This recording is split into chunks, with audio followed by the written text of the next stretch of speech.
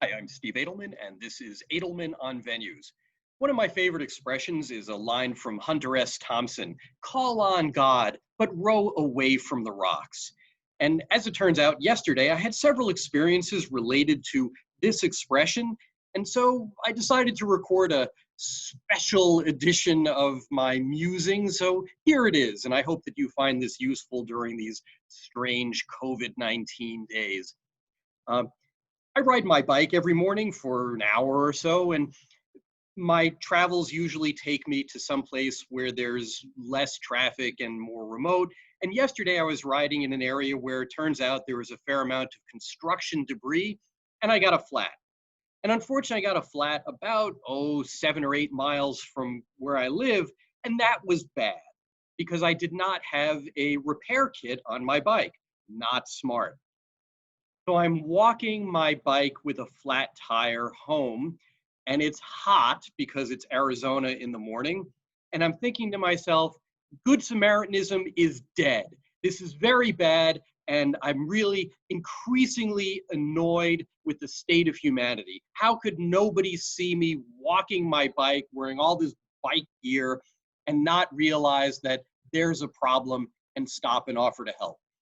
And I'm composing a nasty social media post in my head when someone stops, another cyclist. And his name is Greg. We introduced ourselves, and Greg had a full repair kit. And Greg was friendly and helpful and pulled off my back wheel, knew what to do, was carrying a second inner tube, replaced my punctured tube with his, did the whole thing. 10 minutes later, we bumped elbows, said our goodbyes, and I went on my way. And that was great because I had done nothing to help myself. And yet there was Greg, and I was back on my bike. Unfortunately, whatever caused my tire, my tube to puncture in the first place, apparently was still in the tire because the new tube that Greg gave me went flat within a half mile. So there I was, again, walking my bike, still about 5 miles from home. And it was getting hot already. And so I'm walking and I'm lamenting my fate, where even though Greg had stopped to help, I still had a long way to go. And then I get to a traffic light and I see a nice, clean white pickup truck with one person behind the wheel.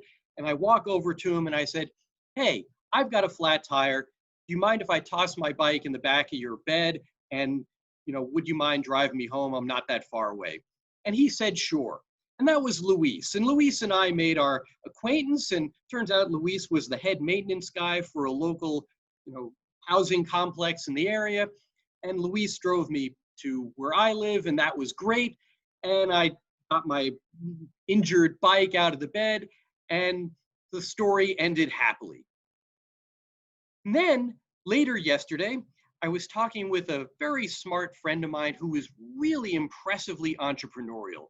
And I was still processing this bike riding experience where first I'd been rescued by Greg, and then when that didn't quite work out, I helped myself and asked Luis for help, and fortunately he was able to. And so, both ends of the call on God, but row away from the rocks equation actually happened to me in the space of about a half hour. Anyway, later yesterday, I'm having a conversation with a very entrepreneurial friend, and I said to her at one point, "Wow, you are fearless." And she said, "I don't think of myself that way. I think that I just choose not to be scared." And I thought about that.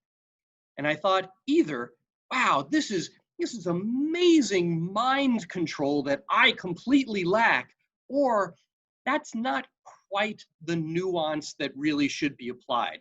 And I thought about it some more overnight, and here's what I came up with. It's not that one can choose not to be afraid. I'm pretty confident in my own abilities, but there are things that I'm afraid of. Frankly, right now, I'm afraid of getting a flat on my bike. But the thing that makes you not afraid is actually managing the risk. It's confronting the fear, calling it by its right name, and then doing something about it.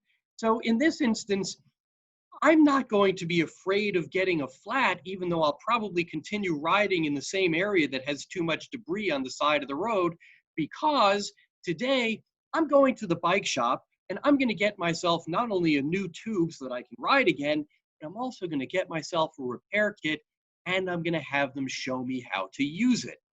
And so it's not that I won't be concerned about the consequences of getting another flat. It will still suck, but I'll be prepared for it. And that's the call on God, but row away from the rocks real conclusion, I think.